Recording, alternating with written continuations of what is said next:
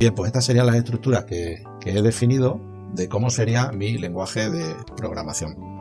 Como puedes deducir, este lenguaje contiene algunas palabras o tokens que la aplicación debe interpretar.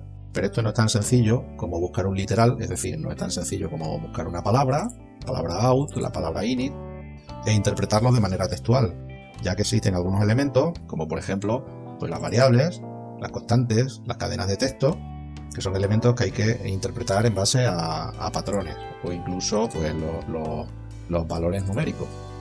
Para ello, lo que necesitamos es recurrir a un lenguaje que nos permita reconocer patrones en las palabras o tokens. ¿Y cómo funciona esto? Bueno, pues te voy a poner un ejemplo. Te voy a poner el siguiente ejemplo. Imagina que yo escribo lo siguiente, C+. Bien, esto que acabo de escribir representa un patrón. Y este patrón lo que hace es representar todas las palabras o tokens que sean una secuencia de una o varias letras C. Es decir, este patrón representa, por ejemplo, la cadena C, o la cadena CC, o CCC, o CCCC, es decir, representa todas las cadenas de caracteres que contengan una o más letras C. Si yo escribo C A más, esto representaría una C seguida de una o más AES. Por ejemplo, la cadena CA, o la cadena CAA, o CAAA, y así, indefinidamente. Bien, esto es un lenguaje, como os digo, que nos permite definir patrones. Estos patrones nos van a permitir definir una serie de reglas que van a representar determinadas cadenas de caracteres. Esto tiene un nombre y esto se llama expresión regular. Bien, os pongo un último ejemplo, como por ejemplo sería A más barra B. Bien, pues esto representaría todas las cadenas de caracteres que sean una o varias AES consecutivas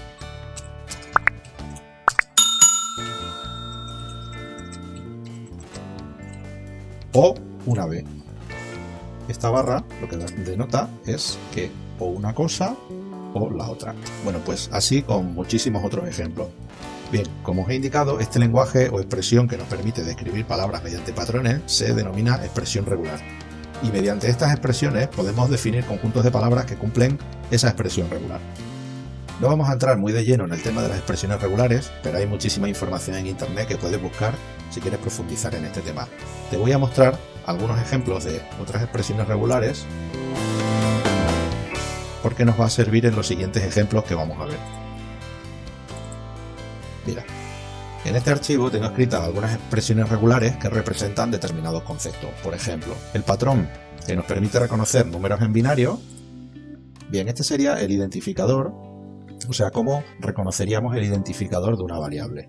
Definimos una variable como aquella cadena de caracteres que empieza por un carácter y le sigue una secuencia de caracteres numéricos o alfanuméricos, es decir, letras o números. Bueno, pues la expresión regular que representa una variable, tal y como la hemos definido, sería esta. Quiere decir que primero esperamos encontrar un carácter comprendido entre la A y la Z, bien mayúscula o minúscula, seguido de un conjunto de caracteres indefinidos repetidos de caracteres numéricos o alfanuméricos. Por ejemplo, X99 sería una cadena de caracteres que cumple con este patrón. Bien, y así con un montón de patrones que tendríamos definidos como ejemplo. Ya os digo que no vamos a entrar muy de lleno en el tema de las expresiones regulares porque hay muchísimos vídeos en internet, pero bueno, más o menos para que sepáis qué son las expresiones regulares y más o menos cómo funcionan. Hay expresiones regulares bastante más complejas, como por ejemplo pues el nombre de una variable seguido de un signo igual y un valor numérico condicional. Bueno, pues esta sería la expresión regular. Aunque esto parezca complicado, la verdad es que es cuestión de coger un poquito de práctica. Bueno, pues como iba diciendo, lo primero que hice fue desarrollar un intérprete de un lenguaje de definición de tokens, o lenguaje de definición de análisis léxico mediante el uso de expresiones regulares. Aunque Java tiene sus propios mecanismos para la interpretación de expresiones regulares, yo he preferido desarrollar mi propio intérprete de expresiones regulares. De esta forma obtengo algunas ventajas, como pueden ser porque aprendo a desarrollar mi propio intérprete y así mi proyecto no depende de librerías de terceros. Y otra ventaja que obtengo es que puedo adaptar el intérprete a mi propia semántica.